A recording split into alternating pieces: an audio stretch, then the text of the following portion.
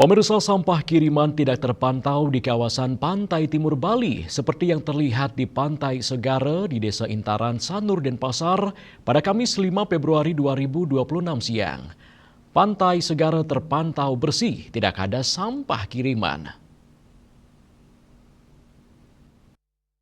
Angin barat yang bertiup setiap bulan Desember hingga Februari yang kerap membawa sampah kiriman berupa ranting kayu dan sampah plastik di pesisir barat pantai Bali, mulai dari pantai di kawasan Canggu hingga Jimbaran, ternyata tidak terjadi di pantai timur Bali, khususnya di kawasan Sanur dan sekitarnya.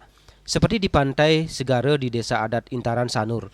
Pantai Segara tampak bersih, nyaris tidak ada sampah kiriman di pinggir pantai. Ketut Susilo, pecalang Desa Adat Intaran Sanur, mengatakan kawasan pantai timur khususnya Sanur memang terbebas dari sampah kiriman akibat angin barat, namun kawasan pantai Sanur akan terdampak sampah kiriman jika angin timur atau selatan mulai bertiup, yang biasanya terjadi pada bulan Maret hingga Agustus atau musim layangan. Jenis sampah kirimannya pun berbeda dengan yang terjadi di Pantai Kuto dan sekitarnya. Di Pantai Sanur biasanya sampah kiriman kebanyakan sampah plastik saset dan jumlahnya tidak terlalu banyak. Tergantung sekarang anginnya. Kalau makin anginnya barat, berarti daerah Kuto yang kena. Nanti timur anginnya baru di sini. Tapi nggak sebegitu.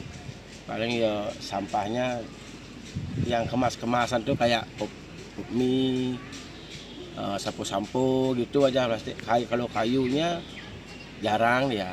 Ada tapi nggak begitu, nggak kayak di Kuto. Menjaga kebersihan di Pantai Segara Sanur melibatkan DLHK Pemkot Denpasar, dibantu tim kebersihan Desa Adat Intaran Sanur dan para pedagang di pesisir Pantai Segara Sanur. Riase, Bali TV.